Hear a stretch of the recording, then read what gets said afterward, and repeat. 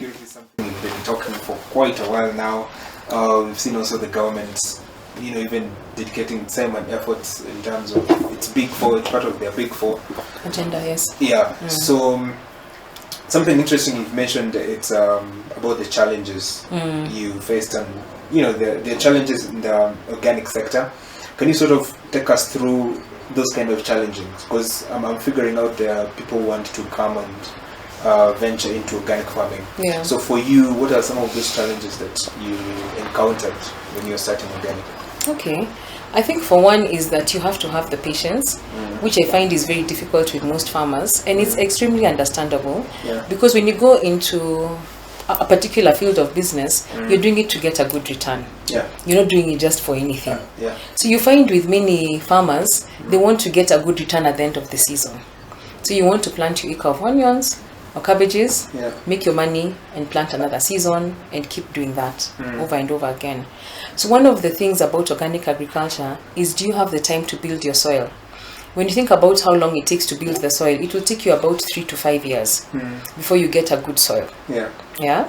So now, how many people are willing to keep composting? And it's a lot of hard work because now you have to get a compost pit. You have to, make your compost in there. Mix it all up. You have to have your animals and make sure your animals are eating well, like they are grass fed, like the ones we have here on the farm.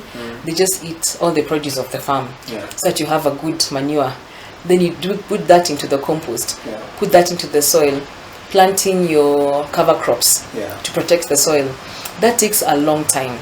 So that's the thing about it's that you find that many people do not want to venture into it because they're not going to get quick returns at the end of the season. But I keep telling them, if you don't want to do that, fine, you'll get the quick returns for 5 years. How sustainable is that? Say if God gives you 80, like if God gives me 80, 90 years on this earth, and this land is mine, where will I move to after 6 years? What will I say if the farm is not producing anymore? So that was that's one of the challenges about the waiting time for building the soil. Number 2, when you talk about the pests and diseases, the thing about it is that it's very difficult for you to be able to do monocropping. We tried doing the monocropping, which is what I'm talking about. Do 1 acre of one crop, harvest and make your money. But what happens if you monocrop, like what happened to me? I planted cabbages on 3 acres.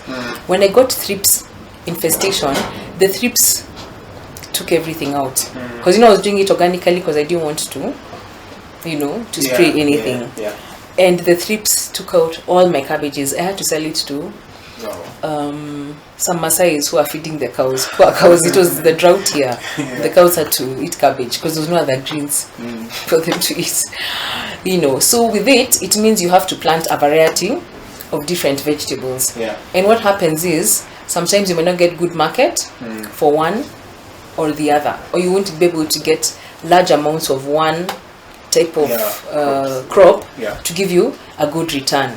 So it means you have to be very strategic in your marketing to know that if I plant these different crops, I have a market for all of them. That's why the basket scheme works for us, because then when you're eating at home, you eat a variety of different things. So the basket scheme or selling to a shop, which sells vegetables, also works because they want a wide variety of vegetables. So that's the other thing about it. When you talk about it being viable economically, it will take a little more time, but it will be. It will be. So, okay. Then maybe the other thing about which is a challenge is sometimes you may not be able to grow everything all year round. You have to look at the seasons. So you have to learn how to grow some things in one season, things that do well in the drier season, that do well in the wet season. So it's difficult to maybe have the basket to have everything all year round.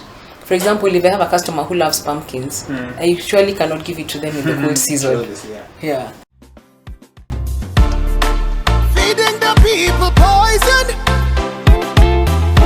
Even your organs for hear them I say.